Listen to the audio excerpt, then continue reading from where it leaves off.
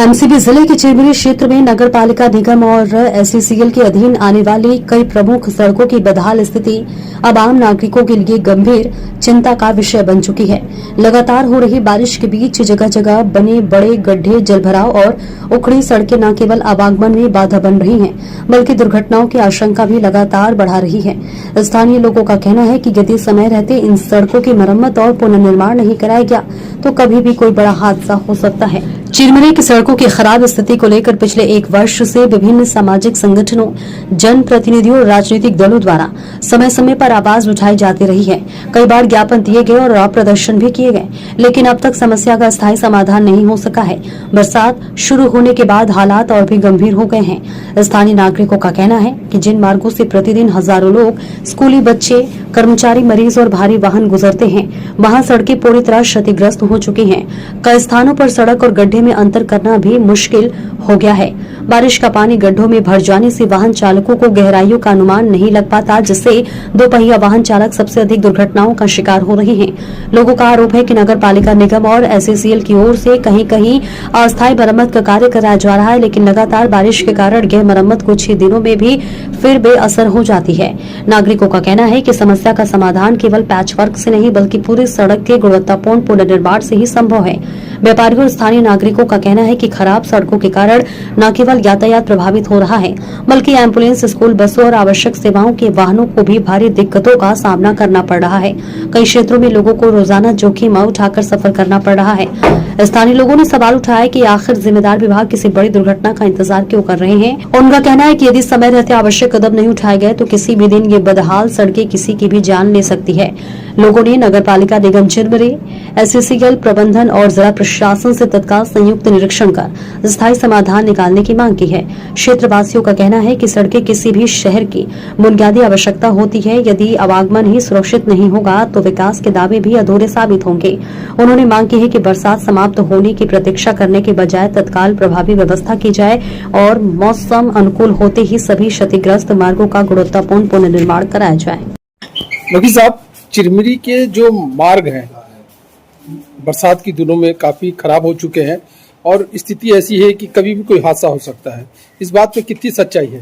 100% सच्चाई है, 200% सच्चाई है। पूरे चिरमिरी में जब से बीजेपी सरकार आई है पिछले 4 सालों से ज्यादा हो गया है, रोड नहीं बना है। अब गड्ढे तो ऐसे हैं, काली मंदिर हल्दीवाड़ी मुख्य मार्ग जो एमसीबी जिले को जोड़ता है, ऐसे गड्ढे हैं कि आए दिन दुर्घटना हो जाती है, लोग गिर जाते हैं और उस पर कोई भी सोच विचार नहीं किया जा रहा। न शासन न प्रशासन के द्वारा। महापौर उसी रास्ते आते जाते हैं।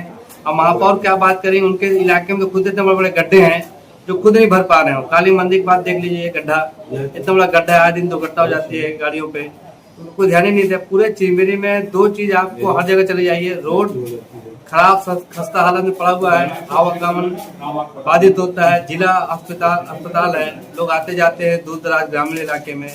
हल्दीवाड़ी मार्ग देख लीजिए आप, जाम लग जाता है। उस दिन इतनी दुर्घटना हो गई, कारण ये था कि रोड में गाड़ियां खड़ी थी। पुलिस प्रशासन क्या कर रही है इस बारे में? यहाँ के महापौर हैं, हमारे मंत्री हैं, क्या कर रहे हैं? दुर्घटना हो रही है, रोड खराब है, तो संबंध में इनको कार्रवाई करना चाहिए। यही हालत इनको दिक्कत हो जाएगा। आपका नाम? ओम प्रकाश गुप्ता, सांसद प्रतिनिधि कोरबा लोकसभा क्षेत्र। गुप्ता जी, चिरमिरी के जो दर्द भरे मार्ग हैं जिसमें कभी भी कोई हादसा हो सकता है, इस पर आप भी आते जाते देखे होंगे कि चिरमिरी में इस बरसात के दिनों में भारी गड्ढे हो गए हैं जो कभी भी किसी भी व्यक्ति का जान ले सकते हैं, जिसकी सीधी तस्वीर हम आपको दिखाएंगे और पूछने की कोशिश करेंगे। हमारे बीच में सांसद प्रतिनिधि जो ओम प्रकाश गुप्ता जी हैं, उनसे पूछेंगे कि क्या वजह है कि चिरमिरी के मार्गों पर किसी का ध्यान नहीं जा रहा है। गुप्ता जी, मेरी बातों पर कितनी सच्चाई है?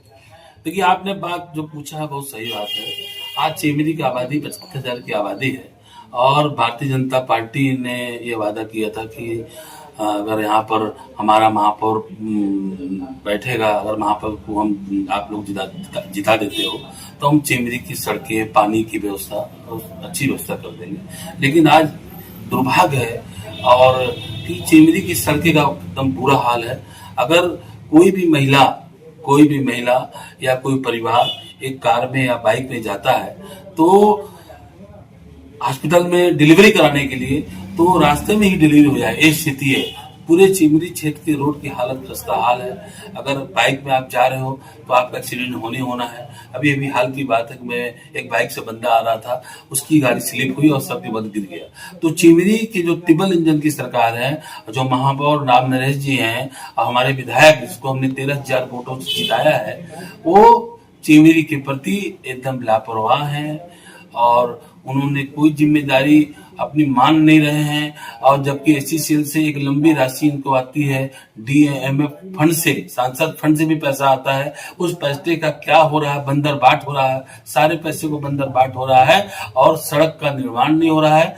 और जब जब कांग्रेस पार्टी विपक्ष धरना प्रदर्शन करती है तो झूठ मूठ के राम नरेश जी आते हैं और रोड के सामने खड़े होकर के क्यों रील बनाते हैं और रील डाल देते हैं कि इस रोड का टेंडर हो गया है।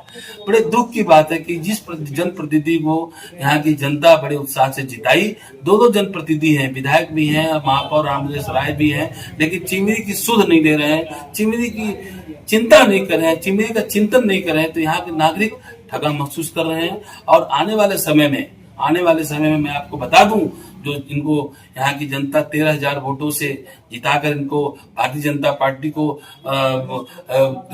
आगे बढ़ाया है, उनको सम्मान दिलाया है। और आने वाले समय में जनता यहाँ की बहुत नाराज है। आज इनको आने वाले समय में जनता एक एक वोट का हिसाब लेगी। और मैं आपसे ये प्रार्थना करता हूँ, अगर ये रोड नहीं बना सकते हैं तो मुझे बताएं, मैं चिमरी की जनता से चंदा लेकर के रोड का निर्माण करा दूंगा। गुप्ता जी, आपने कहा कि अगर महापौर और यहाँ के जो विधायक है वो अगर रोड नहीं बनाते तो मैं चंदा लेकर बनवा दूंगा। क्या आप एक सांसद प्रतिनिधि भी हैं? क्या सांसद प्रतिनिधि का क्या कर्तव्य है? क्या इस मार्ग पर क्या आप नहीं चलते हैं? क्या आपके द्वारा क्या प्रयास किया गया है? देखिए, आपका बहुत अच्छा सवाल है ये भी, क्योंकि हमारी माननीय संसद जो महोदय हैं, वो कोरबा लोकसभा के सांसद हैं, उनका जो डीएमएफ फंड है और उनका फंड है, वो सारा फंड कलेक्टर के पास रखा हुआ है।